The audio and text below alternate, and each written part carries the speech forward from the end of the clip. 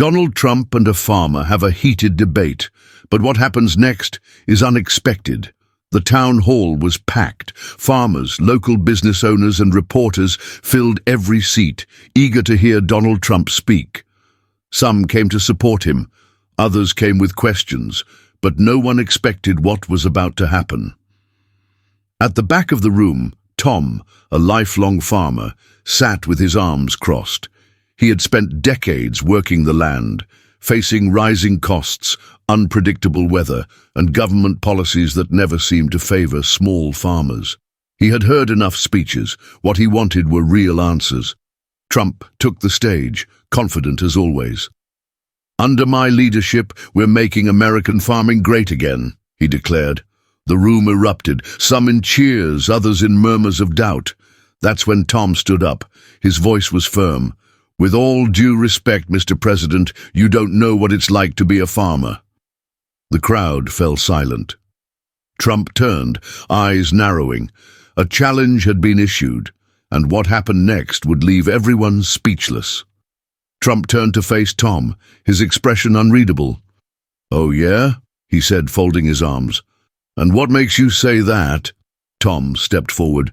"Because farming isn't just about numbers and trade deals. It's about sweat, sacrifice, and a way of life that people in Washington don't understand." The room tensed. Some nodded in agreement, others shifted uncomfortably. Trump leaned into the podium unfazed. "I've done more for American farmers than any president before me," he said. "Better trade deals, fewer regulations. You should be thanking me." Tom scoffed. "Trade deals? You ever tried running a farm while the cost of fuel, feed, and equipment keeps rising? We're drowning out here." Trump smirked. "Listen, I know business and farming is a business. You've got to adapt, innovate, work smarter. The government can't do it all for you." Tom shook his head. "Farming isn't just a business, it's survival. Families have been doing this for generations, and we're getting pushed out by big corporations and foreign imports." The room buzzed with murmurs. It wasn't just a debate anymore. It was a battle between two worlds. Trump straightened his tie, his voice steady. "You don't get rich by complaining. You get rich by thinking big." Tom narrowed his eyes. "Then come to my farm, Mr. Trump.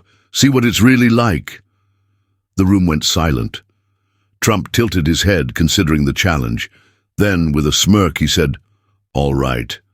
Let's do it." The debate wasn't over. It was just getting started.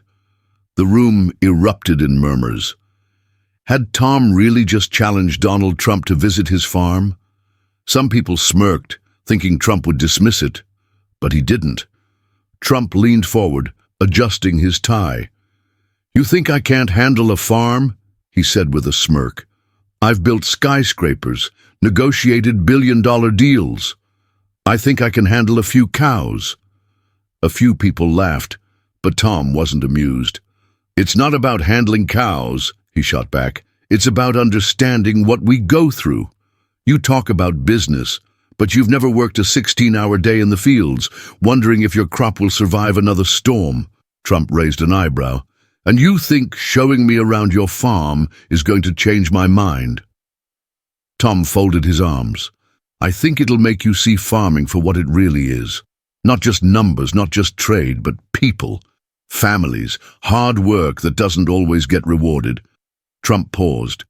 For the first time, he wasn't just debating, he was listening. The room waited. Would he actually do it?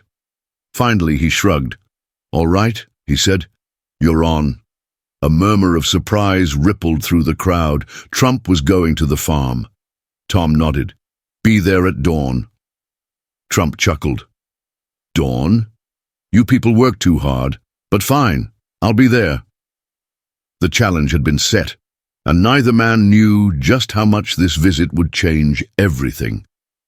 The next morning, just as the sun began to rise, a sleek black SUV rumbled down a dusty dirt road, stopping in front of Tom's farm.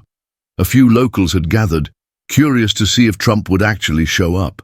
Sure enough, the door opened, and out stepped Donald Trump.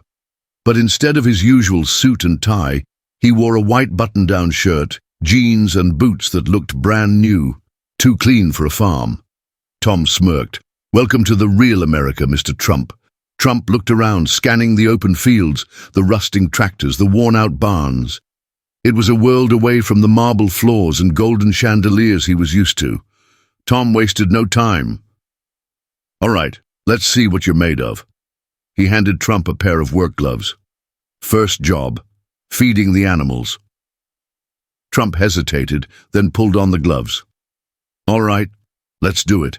For the next few hours, Tom put him through the daily grind of farm life. Trump struggled to lift heavy feed bags, his shirt stained with dirt and sweat. He tried milking a cow, but ended up with more milk on his boots than in the bucket. At one point he muttered, "This is harder than running a business." Tom laughed. "Told you." But as the day went on, something changed. Trump wasn't just tolerating the work, he was starting to respect it. He saw how much effort, patience, and risk went into every decision. Later, as they stood by a tractor needing repair, Trump wiped sweat from his brow. "All right, Tom," he said, catching his breath. "I'll admit it, I didn't get it before, but I do now." Tom nodded. Farming isn't just a job, it's a fight to survive, to keep your land, to feed this country. Trump exhaled, looking around. For the first time, farming wasn't just numbers on a page. It was real, and for the first time he understood why Tom had challenged him in the first place. As the sun began to set over the farm, Trump and Tom stood side by side, their boots covered in dust, their hands sore from the day's work. The tension that had once existed between them had faded, replaced by something neither had expected: mutual respect. Trump took off his gloves, shaking his head. "I'll give it to you, Tom. Farming is no joke. I've done a lot of tough things in my life, but this is hard work." Tom smirked. "Told you?" A moment of silence passed before Trump spoke again. "You made your point. I get it now. Farming isn't just business, it's survival. And small farmers like you need more support." Tom raised an eyebrow. "So what are you going to do about it?" Trump extended his hand. "Let's figure it out. You show me what farmers really need, and I'll see what policies can actually help." Tom hesitated, then shook his hand. He never thought he'd agree with Trump on anything, but today had changed that. Two men, once at odds, had found common ground. Because sometimes the best way to understand someone isn't through words, but through experience. As Trump's SUV pulled away, Tom watched with a newfound respect. He still didn't agree with everything Trump said, but for the first time, he felt heard. Trump, sitting in the back seat, stared out at the endless fields. He had come here expecting to prove a point, but instead he had learned one.